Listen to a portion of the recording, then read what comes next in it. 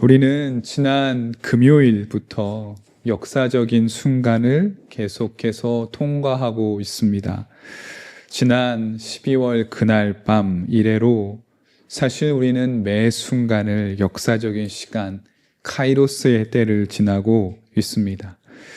오늘에 이르기까지 우리는 많이 싸우고 갈등하고 괴로워했습니다. 불필요하게 다툼이 벌어졌고 폭력 사태가 아무렇지 않게 자행되기도 했습니다. 서로의 말은 거칠어졌고 내 편이 아니면 적으로 간주했고 적으로 삼은 이는 곧바로 악이 되어 버렸습니다. 이제는 책임의 시간입니다. 우리 청년들의 몫이 적지 않습니다. 젠더 갈등, 세대 갈등, 좌와 우의 이 대립의 상태를 우리 젊은 사람들이 풀어가야 할 책임이 분명히 있습니다. 분열과 갈등을 만들어내는 파괴적인 메시지는 오늘도 울려 퍼질 것입니다. 내일도 그렇습니다. 우리는 사랑과 화해의 메시지로 저 어둠의 메시지를 삼켜버려야 합니다. 언젠가도 말씀드렸지만 세상의 악함이 우리의 의로움을 보증하지 않습니다. 우리는 우리의 삶을 살아가며 의로움과 다정함을 갖추고 세상을 살아가야 할 것입니다. 순전히 우연의 일치이기는 하기 때문에 지나친 의미를 부여하고 싶지는 않지만 오늘 우리가 함께 읽은 성서 일과의 구약 말씀은 참으로 남다르게 다가옵니다. 바다에서 길을 내시고 거센 물결 위에 통로를 내신 하나님께서 이스라엘 백성들에게 말씀하신 약속입니다. 이사야서 43장 18절과 19절입니다. 너희는 지나간 일을 기억하려고 하지 말며 옛 일을 생각하지 말아라. 내가 이제 새 일을 하려고 한다. 이 일이 이미 드러나고 있는데 너희가 그것을 알지 못하겠느냐? 내가 광야에서 길을 내겠으며 사막에서 강을 내겠다. 이사야서 43장은 이스라엘이 바벨론 포로기에 있었을 때, 그러니까 그들의 역사에서 가장 어둡고 처참한 시기에 쓰였던 예언의 기록들입니다.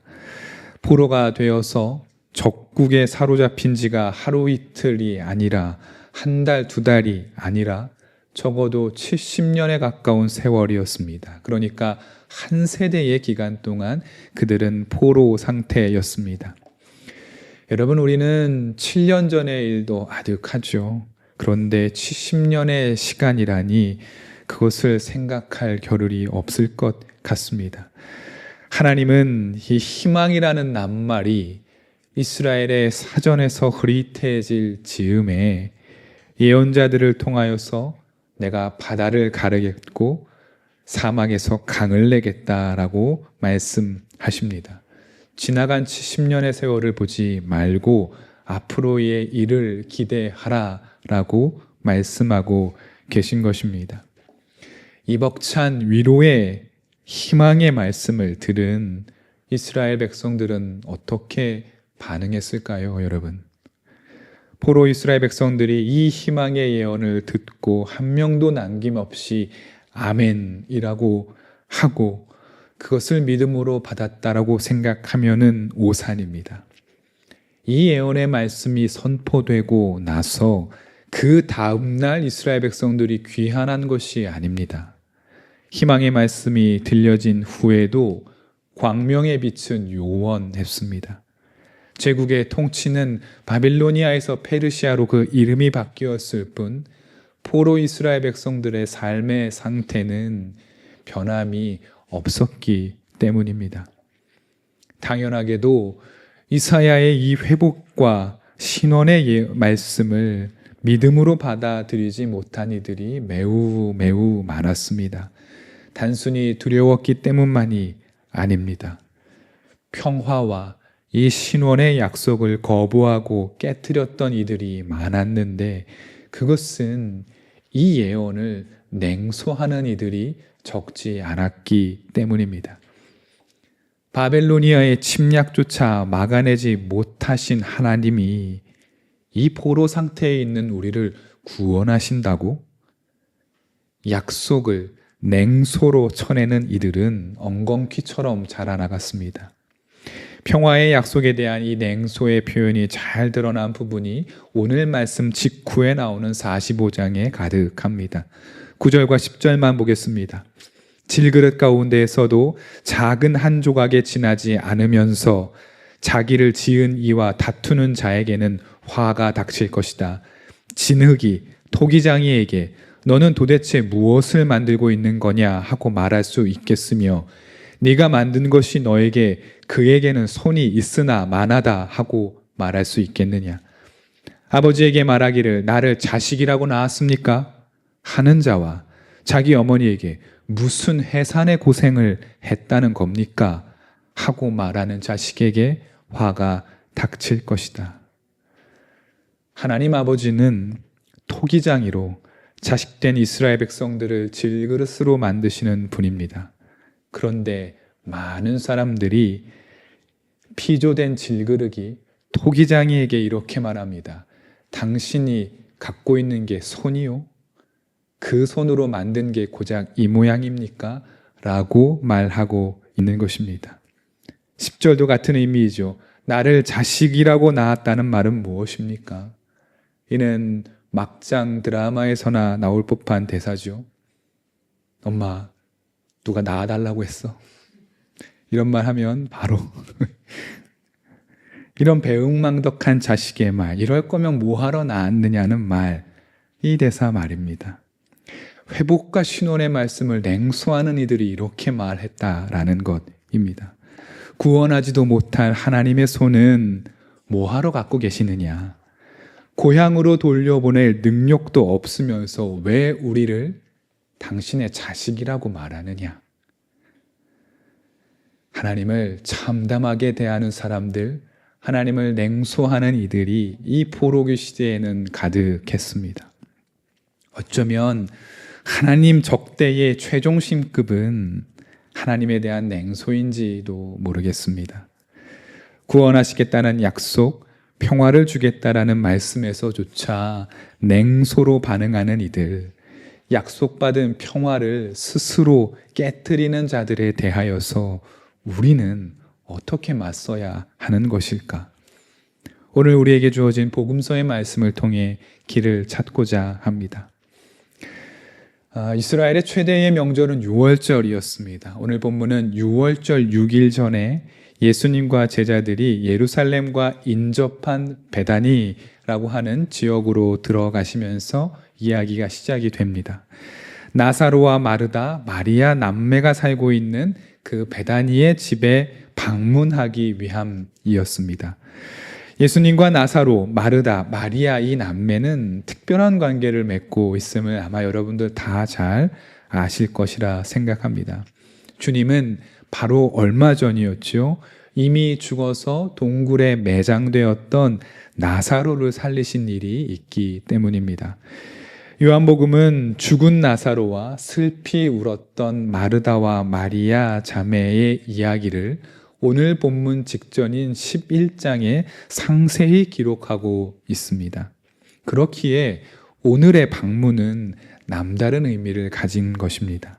다시 살아난 나사로가 건강하게 지내고 있는지 보기 위함이기도 하고, 또 한편으로는 나사로를 다시 살려주신 것에 대한 감사와 그 보답에 대한 초대이기도 한 것이죠. 즉 오늘의 식탁은 죽었다 살아난 나사로와 함께 기쁨을 나누기 위한 자리인 셈입니다. 그렇다면 오늘 이 베다니의 나사로 남매가 살고 있는 집에 차려진 식탁은 기쁨과 감사, 환희, 영광으로 넘치는 복된 식탁이어야 합니다. 오늘 저녁 식탁에 주제가 있다면 아마 축, 나사로 생환 기념 정도가 될 것입니다. 그런데 이 오늘의 식탁이 과연 이것처럼 그렇게 기쁘고 감격이 넘쳤는가라고 묻는다면 그렇다라고 선뜻 대답하기 어려운 힘든 그림자 같은 복선들이 곳곳에 산재되어 있습니다. 하나씩 살펴보죠. 먼저 이 저녁 식탁은 기쁨의 자리이어야 함에도 불구하고 대단히 적막한 느낌을 자아냅니다. 언제나 솔선수범하는 마르다는 오늘도 식사 준비에 여념이 없었습니다. 그녀는 자리를 비우고 일하고 있습니다. 그리고 어찌된 영문인지 동생인 마리아 또한 보이지 않습니다. 오빠의 생환을 기념하는 파티 자리라면 마리아는 대단히 중요한 역할을 맡고 있을 법한데 그녀는 지금 자리에 없습니다. 그리고 오늘 이 식탁의 주인공이라 할 수 있는 나사로 역시 아무 말이 없이 그저 주님 곁에 누워 묵묵히 식사하고 있습니다. 더불어 주님의 제자들 역시 아무 말이 없습니다. 기쁨의 자리여야 할 이 식탁에 기묘한 긴장감이 흐르는 이유를 우리는 오늘 본문 직후의 이야기를 통하여서 유추해 볼 수 있습니다. 오늘 본문 바로 이어서 나오는 요한복음 12장 9절에서 11절입니다. 유대 사람들이 예수가 거기에 계시다는 것을 알고 크게 떼를 지어 몰려왔다. 그들은 예수를 보려는 것만이 아니라 그가 죽은 사람들 가운데서 다시 살리신 나사로를 보려는 것이었다. 그래서 대제사장들은 나사로도 죽이려고 모의하였다. 그것은 나사로 때문에 많은 유대 사람이 떨어져 나가서 예수를 믿었기 때문이다. 이야기의 분위기가 좀 감이 잡히시는지요? 유대 사람들이 주님께서 베다니의 나사로 남매의 집에 오셨다라는 소식을 듣고 떼를 지어서 몰려옵니다. 이는 주님을 보러 온 것이 아니고 살아난 나사로를 보기 위함도 아니었습니다. 큰 무리가 나사로에게 무언가 축하 선물을 주려고 떼를 지어 온 것도 아니었습니다. 나사로가 정말 살았는지 확인하러 오기 위함이었으며 만약 정말로 나사로가 살아서 주님과 식사하고 있다면 우리가 가서 나사로를 죽이자라는 것이었죠. 하나님의 아들이라는 믿고 싶어 하지 않는 진실이 나사로를 통해서 드러났기에 주님의 적대자들은 나사로와 주님을 죽이기 위하여서 떼를 지어 그 집으로 시시각각 다가오고 있었던 것이었습니다. 나사로가 죽음에서 부활했다라는 소문은 삽시간에 베다니는 물론이고 예루살렘으로 퍼져 나갔습니다. 여러분, 이 말이 무엇을 의미하겠습니까? 가만히 생각해 보십시오. 나사로는 주님의 능력으로 죽음에서 살아 돌아온 그 순간부터 또다시 죽음의 공포에 짓눌려야 했던 운명이 되어버린 것입니다. 예루살렘의 권력자들이 다시 살아난 자신을 죽이기 위하여서 시시각각 다가오고 있음을 그는 모르지 않았을 것입니다. 살아난 육체를 바라보는 외인들의 시선이 놀라움과 함께 두려움, 그리고 의심, 이윽고 경멸과 저주의 눈빛이었음을 나사로는 모르지 않았을 것입니다. 그러니 다시 살아난 나사로가 마냥 그 일을 축복으로 받아들이기 어려웠을 것입니다. 오늘 베다니에 차려진 이 식탁은 나사로의 생환을 기뻐하는 축하연이 아니라 엄습해오는 살해 위협 속에서 두려움과 긴장으로 가득 찬 식탁인 것입니다. 어쩌면 나사로와 마르다와 마리아가 주님을 초대한 이유가 이 문제를 논의하기 위함은 아니었을까 생각해 볼 수도 있습니다. 이유가 무엇이었던 간에 오늘 이 식탁은 기뻐할 수 없는 식탁이 되어버렸습니다. 게다가 주님과 주님이 부활시킨 나사로가 다시 만났다는 것만으로도 적대자들에게는 폭력의 빌미가 되어버린 것입니다. 무거운 공기로 꽉 메어진 이 식탁에 긴장감, 사람들이 몰려오고 있다는 소식, 손에 칼을 들었다는 소문, 여차하면 모두를 끌어내어서 죽일 수도 있겠다라는 그 어둠의 소식이 점차 다가오고 있는 이 긴장의 식탁을 깨버린 것은 놀랍게도 향기였습니다. 오늘 이야기 속에서 부재하던 마리아가 비로소 등장합니다. 그녀는 값비싼 나르드 향유 300g 정도를 들고 왔습니다. 연구에 의하면 이 향유는 당대의 매우 귀한 물건이고 일당받는 노동자가 1년을 꼬박 일해야 살 수 있는 그야말로 사치품입니다. 이윽고 마리아가 향유를 담은 옥합의 뚜껑을 열자마자 이 척박한 사막교에서 느껴볼 수 없었던 향기가 온 집안을 가득 채웠습니다. 사실 그것만으로도 이 식탁의 긴장을 풀기에는 충분했을 것입니다. 그런데 마리아는 여기에서 한 발 더 나아가서 놀라운 돌출 행동을 하지요. 향유를 주님의 발에 붓고 머리카락으로 주님의 발을 닦는 것입니다. 이 행위는 그야말로 의미심장한 장면입니다. 사람들은 당황했습니다. 마리아가 자기 언니 마르다와 달리 무언가 좀 독특한 면이 있다라는 것을 제자들도 모르지는 않았으나 지금 이 마리아의 행동은 당초에 이해할 수가 없었습니다. 오직 한 사람, 예수님만 제외하고 말입니다. 주님은 세상의 시각으로는 알 수 없는 이 마리아의 행동을 홀로 간파하셨습니다.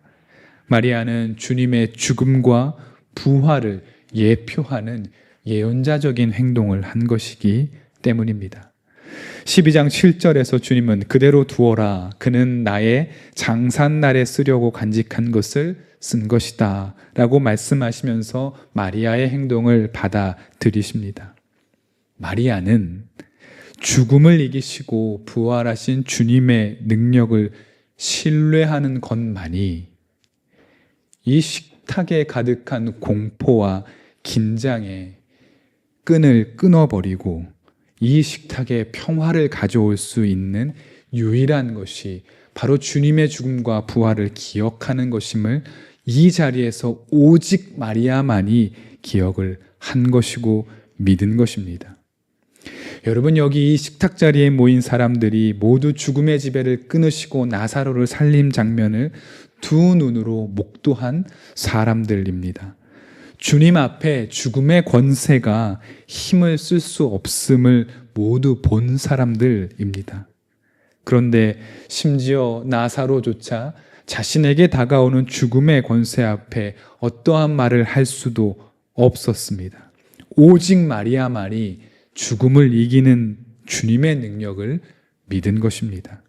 하여 마리아는 자기가 할 수 있는 가장 극적인 방법으로 주님의 죽음과 부활을 사람들에게 상기시켜야 했습니다. 식탁을 다시 기쁨으로 돌려놓기 위해서 말입니다. 그녀가 깨트린 그 비싼 향유는 그 식탁 자리에서 패배감에 물든 고개 숙인 사람들의 고개를 들게 했습니다. 모두 향기를 맡게 한 것입니다. 그녀의 낭비는 주님이 죽으시고 부활하실 것을 생각나게 했습니다.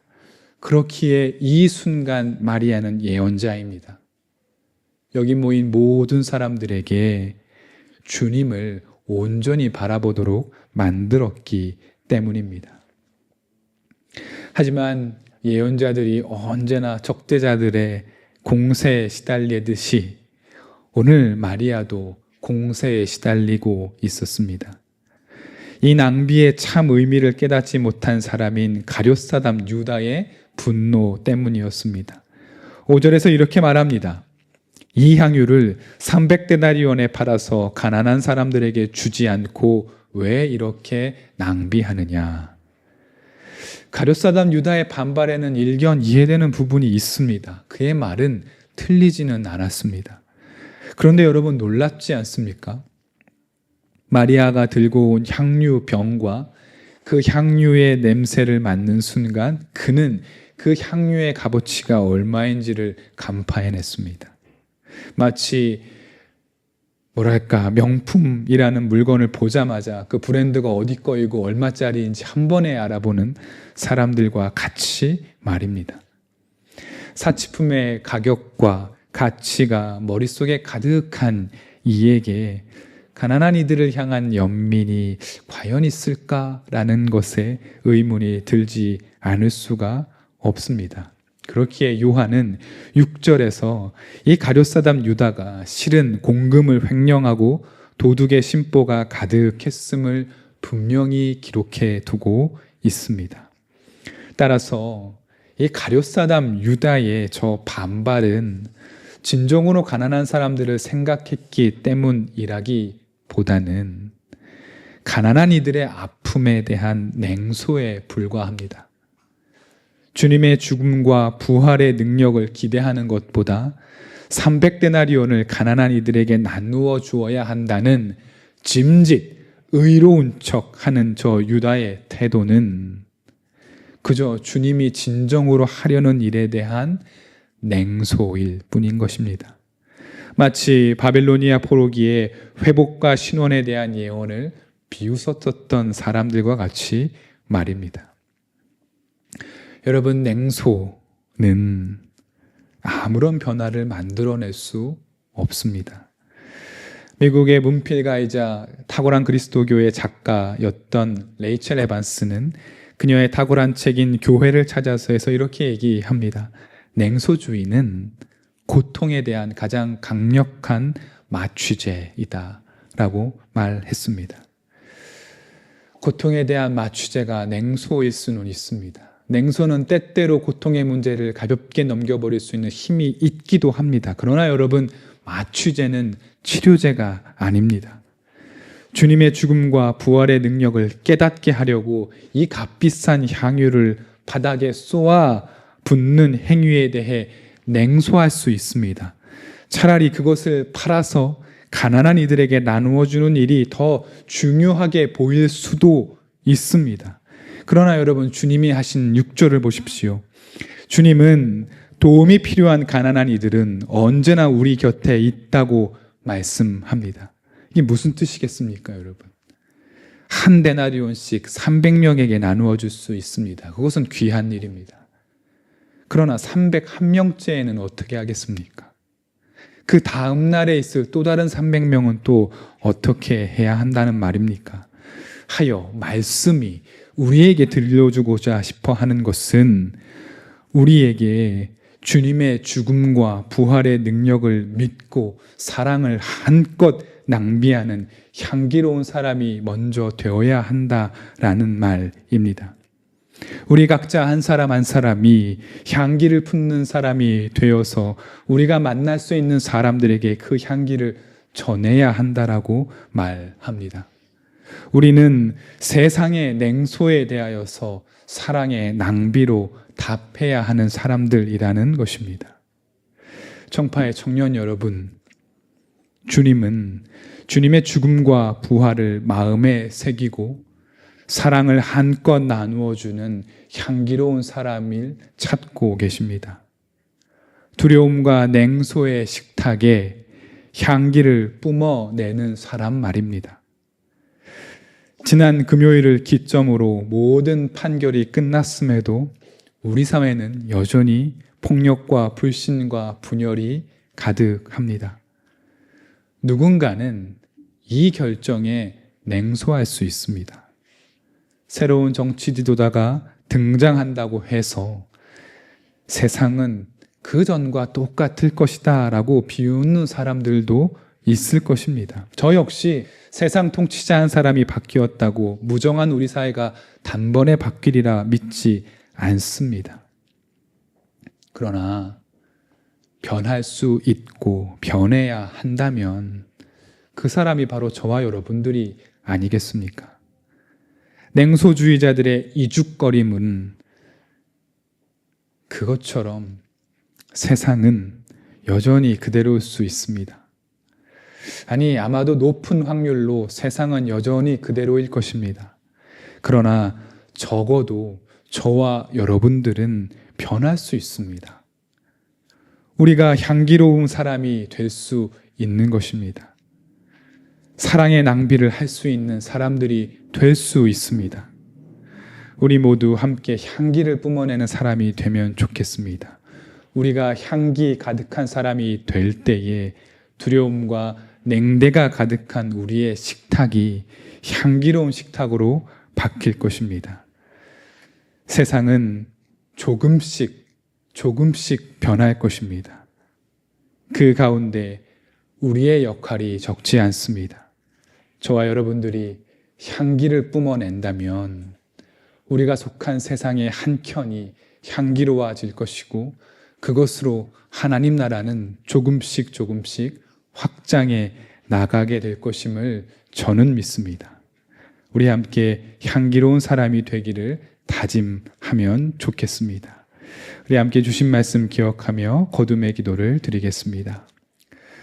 하나님, 주님과 함께하는 식탁에 앉았음에도 긴장과 갈등, 두려움과 흑암에 사로잡혀 고개를 숙이고 말았습니다.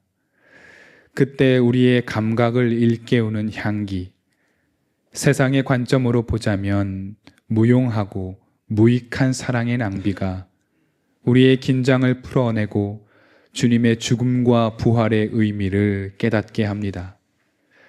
세상은 여전히 냉소합니다.